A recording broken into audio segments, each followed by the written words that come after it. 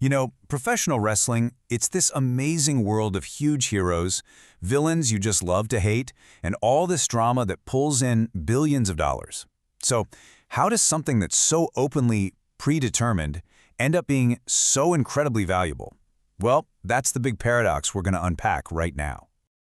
It's always the first question, right? The one that everyone asks. Is it fake? And, well, yeah, the outcomes are planned, but calling it fake doesn't even begin to tell the whole story. Honestly, asking that question kind of misses the entire point, and this next number is exactly why. $20 billion.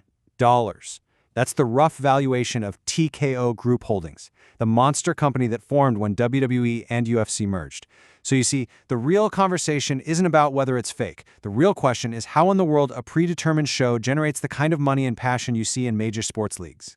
So let's get into it. Why does this incredible performance command so much money and so much devotion?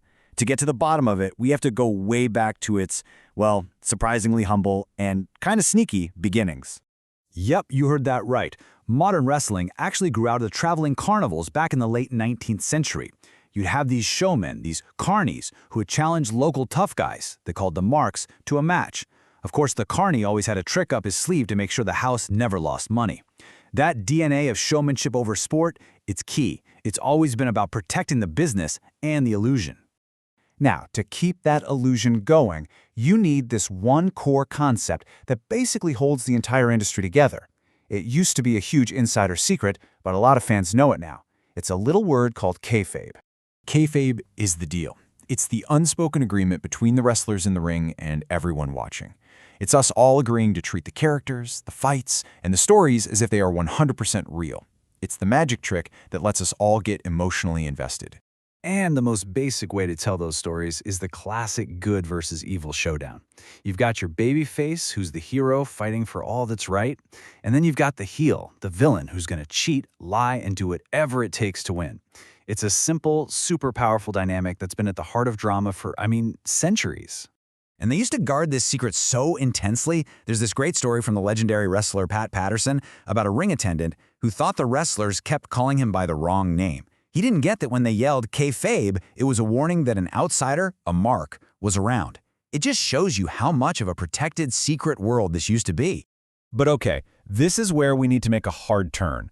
Because while the stories are written, the physical danger, that is terrifyingly 100% real. And this unscripted reality, it builds this deep layer of respect for what these athletes put their bodies through. Just let that sink in for a second.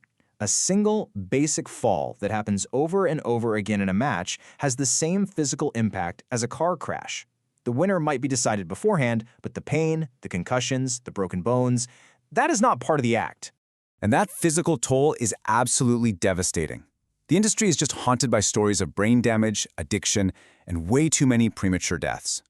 To make it all worse, the performers are usually classified as independent contractors, which means they often have to pay for their own healthcare, in what has to be one of the most physically punishing jobs on earth.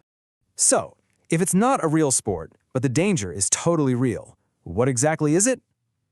Well, I think the most accurate answer is also the most interesting one. Professional wrestling is a legitimate and hugely successful form of theater.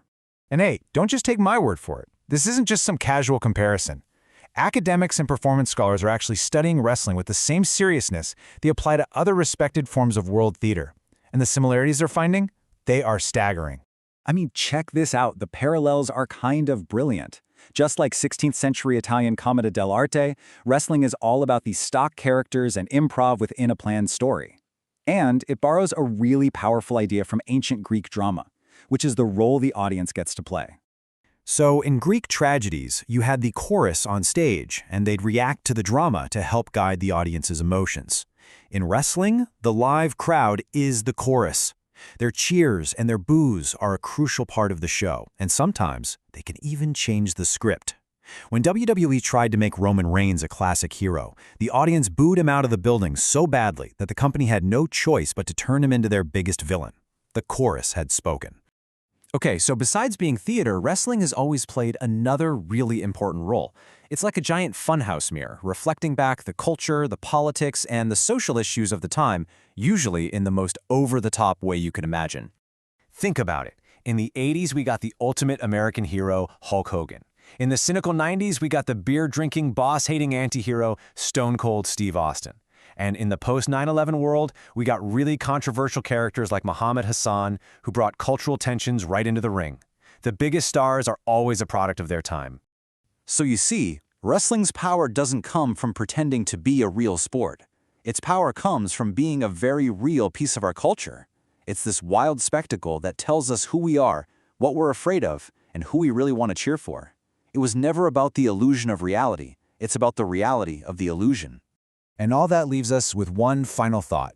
In a world where so much of public life feels like a performance, from social media to politics, maybe, just maybe, the world of wrestling, a place that straight up admits it's a show, is actually the most honest stage there is. What do you think?